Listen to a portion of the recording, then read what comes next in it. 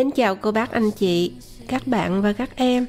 Những hôm mà mình đi đâu về mà bận á, không có thời gian nấu á, thì mình chỉ cần nấu thiệt nhanh mà cái món này ăn ngon ơi là ngon. Và ăn không có sợ bị nóng bởi vì nhiều rau. Ở đây là rau thơm, rau quế, rau ngò gai đó, với lại giá.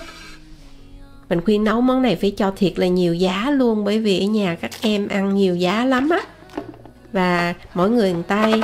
Em My thì bỏ rau vô rổ, còn anh hai thì quay rau. Quay xong rồi em My mới lấy rau ra, em My mới cho ra ngoài dĩa. Rau này là ăn cái món này nó mới ngon. Mì gói mà nấu với lại thịt bò, một món ngon đặc biệt. Ông xã thì cho một nồi nước lên để nấu sôi. Thịt bò mình nhớ cắt mỏng mỏng hoặc bằm giống như là trong món phở mình bằm vậy đó, tức là bằm dập dập. Rồi bây giờ anh hai cho mì ra nè. À không, phải cho vô cái nồi. Đúng rồi, cho vô cái nồi nè, để chút xíu nữa mình sẽ trộn. Bởi vì cái mì gói này mình trộn cho nó ra những cái chất dầu bên trong đó.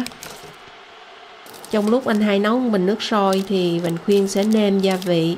Một cái gói gia vị bột nêm cho vô trong 200g thịt bò. Và mình sẽ lấy cái hành phi thôi, còn mình bỏ cái dầu trong cái gói mì này ra.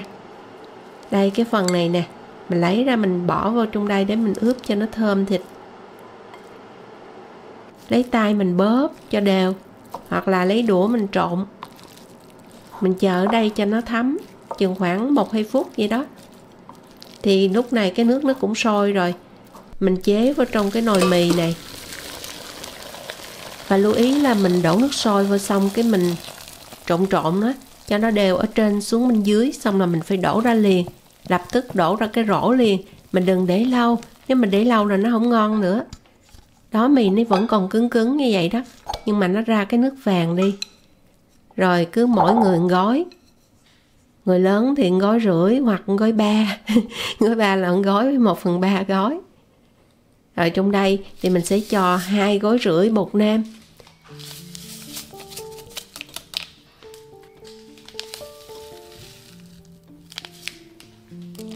Mình cho cũng cái hành phi trong cái gói dầu hành đó.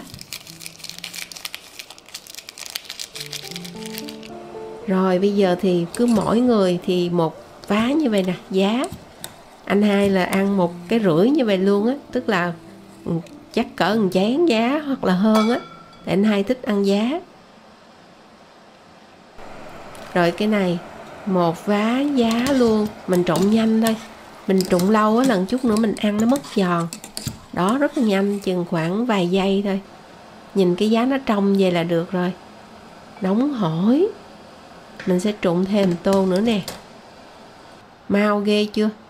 Chỉ cần mình có cái nồi nước sôi là mình nấu nhanh thiệt là nhanh luôn. Bây giờ thì cứ mỗi 1 tô vậy á, thì tùy theo 50g thịt bò. Mình trụng cũng nhanh luôn, nhưng mà mình thấy nó tái tái đó. Rồi như vậy là được. Tùy theo ai thích ăn chín thì mình nấu lâu hơn. Cái thịt bò này mình khuyên thấy nó cũng mềm lắm.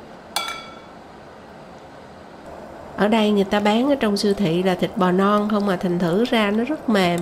Mình làm thịt bò tái từ thịt đùi, miễn là thịt không có gân là được, không có mỡ luôn.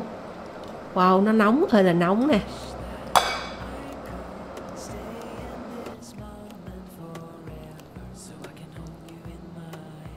Rồi bây giờ nấu cho thiệt là sôi lên. Sau đó mình vớt cái bọt mình bỏ đi.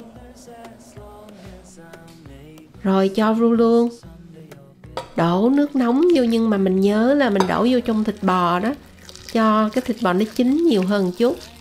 Wow, nó nóng quá trời luôn. Bốc hơi nước lên nè. Bảo đảm là mì chín ngon. Mình khuyên nấu 3 tô thôi, còn thợ nấu người nấu thì chờ chút xíu mới nấu sao. Rồi cho giá. À không, cho rau quế. Anh hai thích ăn rau quế lắm á. Ngò gai thì mình bẻ ra cho thơm. Rồi một cái bột ớt á, cho vô cho nó cay cay cho ngon nè. Thêm ớt nữa, cái ớt này nó không có cay, mình cho vô cho nó thơm thôi à. Quá chừng ngon luôn. Mình bỏ cái tương hồi đó, tức là Tương ăn phở vô. Mình khuyên Tinh là ngon hơn phở. Lấy thêm chanh trong cái hộp đựng rau á. Chanh hả? Con ăn chanh không? Không ăn. Không ăn. Doch ăn chanh, vitamin C. Ba ăn chanh không? Tốt gì? Hỏi ba ăn chanh không? Đi.